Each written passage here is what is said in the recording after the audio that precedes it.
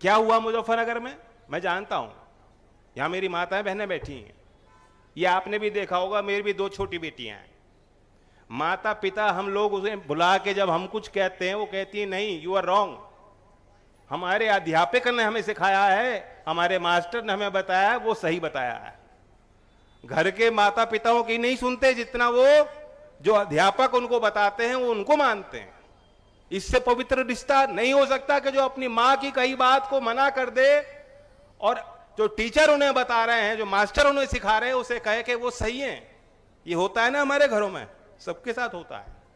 इससे पवित्र रिश्ता कोई होता नहीं है। ये बहुत बड़ा विश्वास है।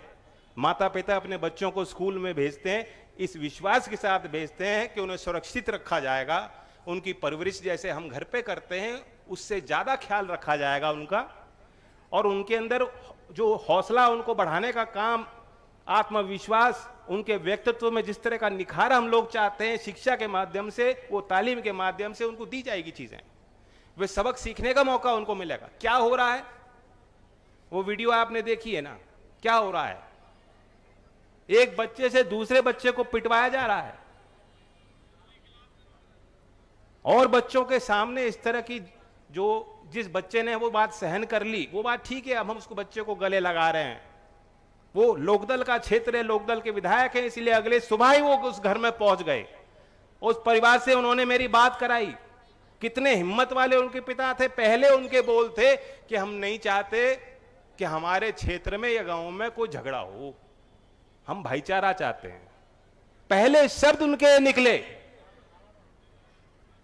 कितना अंदर उनके गुस्सा होगा, उबाल होगा, सब चीज दबाकर वह अहित नहीं चाहते थे कि मेरे बस्ती का, मेरे लोगों का कोई अहित, कोई नुकसान हो जाए।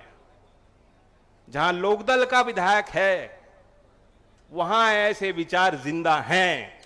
जहां इंडिया के घटक दल का कोई कार्यकर्ता होगा, आगे भी उसका जिम्मेदारी बनती है, उस जिम्मेदारी का एहसास हमको है। आगे भी जब कहीं झगड़े की कोई संभावना बनती है, हम लोग जाते हैं संभालने को। लेकिन कौन वो ताकतें हैं, कौन से वो संगठन हैं, कौन सी वो पॉलिटिकल पार्टी बन गई हमारे बीच में, इतना बड़ा आपने उनको अवसर दिया है, और वो आज क्या कर रहे हैं, लड़ाने और भिड़ाने के अलावा कोई काम नहीं है। अक्सर बीजेपी के लोग ये भाषा का प्रयोग करते हैं, समझ से बिल्कुल परे है। कहते हैं जब चुनाव होता है, जिस राज्य में उनकी सरकार नहीं, वहां कहते हैं डबल इंजन की सरकार बनाओ। अब राजस्थान में चुनाव होगा, वो कहेंगे केंद्र में हम हैं और यहां डबल इंजन की सरकार बनाओ। देख लेना, पहले भाषण से लेकर आखिरी भाषण तक प्रधानमंत्री मोदी जी भी जब आएंगे तो यही आपको कहेंगे कि डबल इंजन की सरकार बनाना चाहते हो तो भाजपा को वोट देनी है। आप वोट मांग रहे हो या धमका रहे हो? संविधान पे शपथ लेके आप पदभार संभाले हैं, और संविधान में मूल जो स्वभाव है, जो मूल संस्कार है, वो ये है कि बराबरी है। कोई भी शासन आपके साथ दुराचार नहीं कर सकता, गलत व्यवहार कोई अधिकारी नहीं कर सकता, कोई शपथ लेने के बाद कोई नेता नहीं कर सकता, कोई बैर नहीं कर सकता, कोई भेदभाव नहीं कर सकता है। भले आपने वोट दी या नहीं दी, मोदी जी प्रधानमंत्री सबके हैं। सारे सांसद बीजेपी के जिस राज्य से हैं, उनकी जिम्मेदारी बनती है कि राजस्थान के हर एक नौजवान के लिए, हर एक महिला के लिए, हर एक किसान के लिए, हर एक छात्र के लिए, हर एक व्यापारी के लिए काम करें दिन रात। क्या हो रहा है, सुभाष जी ने अभी बताया। वह तो खुद जिस मंत्रालय को संभाल चुके हैं, वे भरतपुर में आके कह रहे हैं कि इससे कोई तुम्हें लाभ नहीं होगा। अब वसुंधरा जी धौलपुर में, तो मैं कह सकता हूं कि धौलपुर के लोगों का भला वसुंधरा जी भी चाहती हैं। वसुंधरा जी ने कल्पना की और निर्माण किया जिस योजना का, आज इस धरती पे, ब्रज के स्थान पे आके, जहां जल संसाधन इतने सीमित हैं, इतने कम हैं, कितना कठिन आपका जीवन है, कैसे कैसे करके बहुत जागरूक हैं ब्रज के लोग, जल को लेकर पूजते हैं जल को। यहां इस क्षेत्र में आके कहते हैं और झूठ के ब्रज को कोई फायदा पूर्वी राजस्थान कनाल प्रोजेक्ट परियोजना से नहीं है। 35 लाख हेक्टेयर का क्षेत्रफल जिस परियोजना का है, पहले तो 13 जिले थे, अब तो जिले भी बढ़ गए।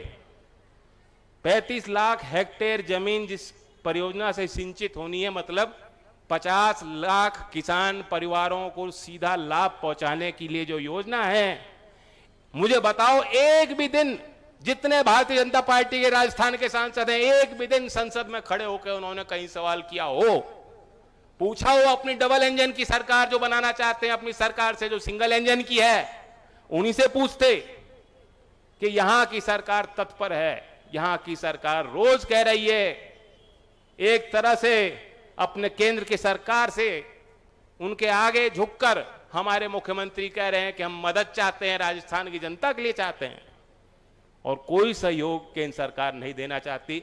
इसे राष्ट्रीय परियोजना घोषित किया जाता तो कितना बड़ा लाभ मिलना था। और आप देखिए कैसे धन को लुटाया जा रहा है।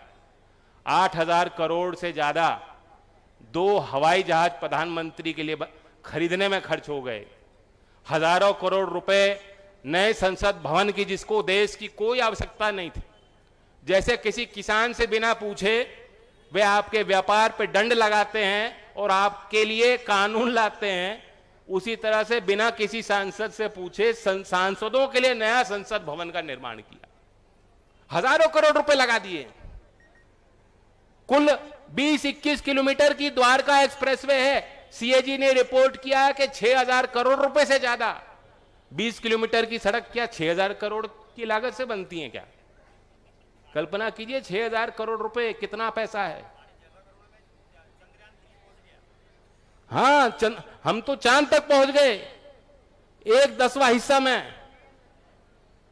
लेकिन वही पैसा अगर लगाया जाता कि ईस्टर्न राजस्थान कनाल परियोजना इतनी महत्वपूर्ण योजना है, तो उसका लाभ यहां धौलपुर के लोगों को, भरतपुर के ब्रज के लोगों को जरूर मिलता।